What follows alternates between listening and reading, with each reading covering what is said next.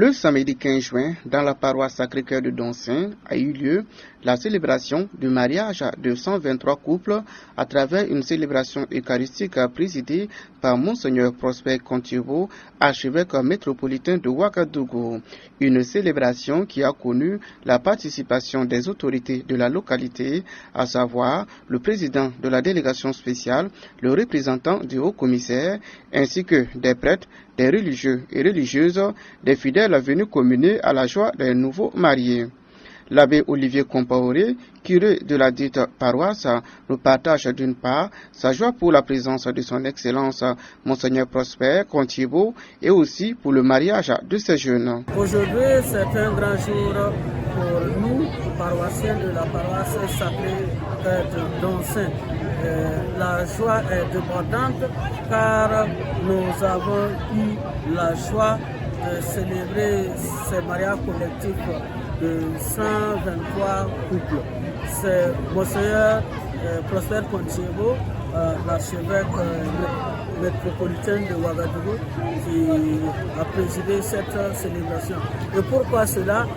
Parce que depuis qu'il a pris possession du siège canonique de Ouagadougou, il a voulu rencontrer tous ses prêtres.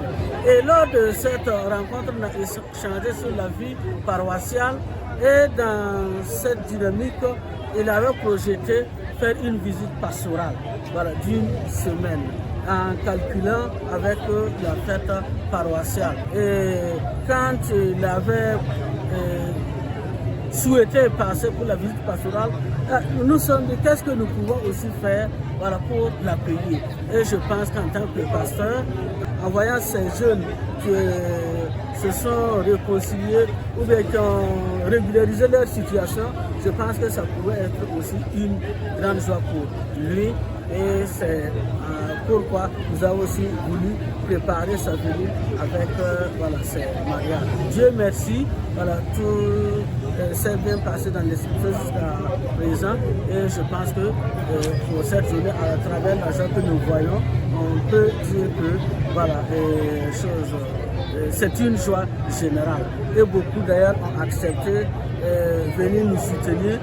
Nous avons vu même le PDS de la commune qui est musulman et qui a accepté de venir suivre la célébration de bout en bout.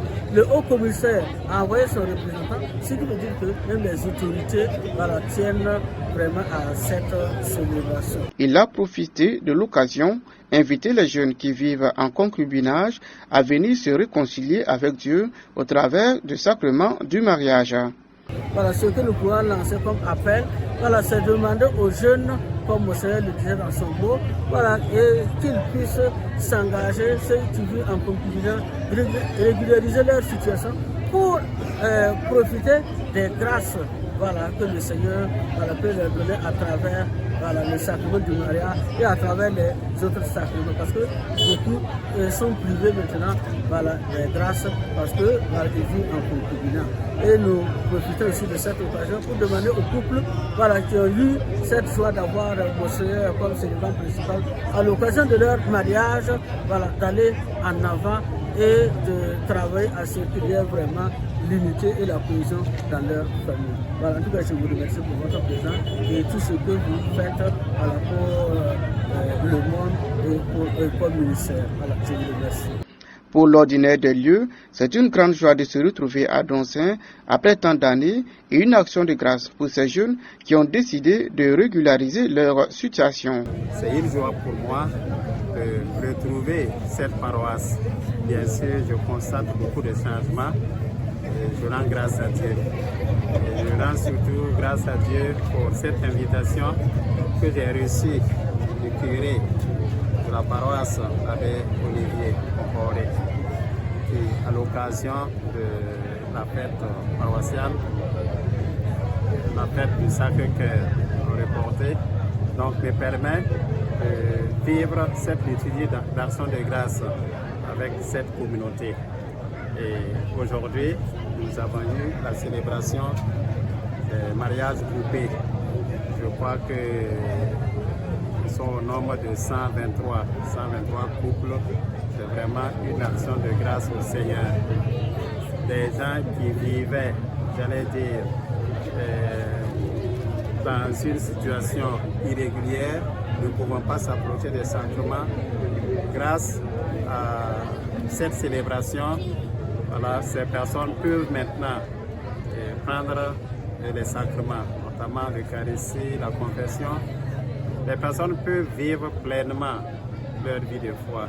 Et c'est une joie pour le Seigneur, bien sûr, une joie pour l'Église, une joie pour les couples, et une joie pour nous pasteurs.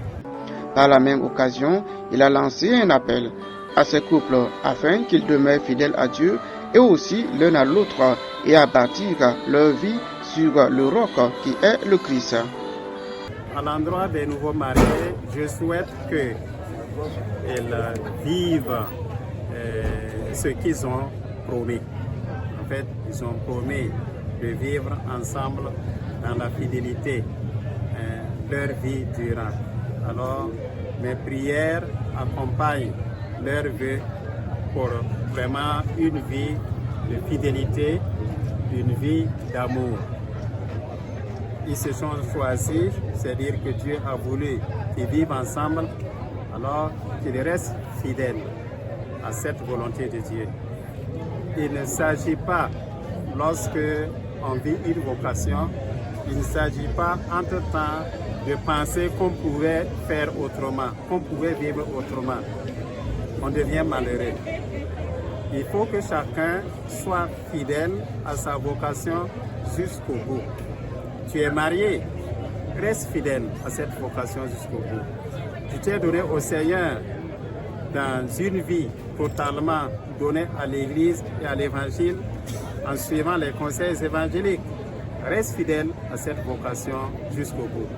Il ne s'agit pas de vivre une vocation tout en se disant « Ah, j'allais être content ou contente, j'allais être meilleur si je vivais telle autre vocation. » Non, ce n'est pas ta vocation. Que chacun reste fidèle à sa vocation jusqu'au bout. Et pour cela, nous avons besoin, bien sûr, de l'aide du Seigneur, parce que l'homme reste limité, l'homme reste faible à cause du péché. Et donc, au cours de la liturgie, nous avons dit que voilà, il faut que les couples s'appuient sur Dieu. C'est ça aussi l'image de bâtir sa vie, de bâtir son foyer sur le roc, construire sa maison sur le roc. Donc j'invite les couples, les nouveaux comme les anciens, à bâtir leur vie sur le roc qui est le Christ, qui est la foi. Le Christ est le roc inébranlable. Autrement dit, bâtir sa vie sur le sable, bâtir sa maison sur le sable, bâtir son foyer sur le sable, ça ne tiendra pas. Donc je souhaite que les couples qui ont bénéficié des sacrements aujourd'hui puissent rester fermes, fidèles, fidélité entre eux et fidélité à Dieu jusqu'au bout.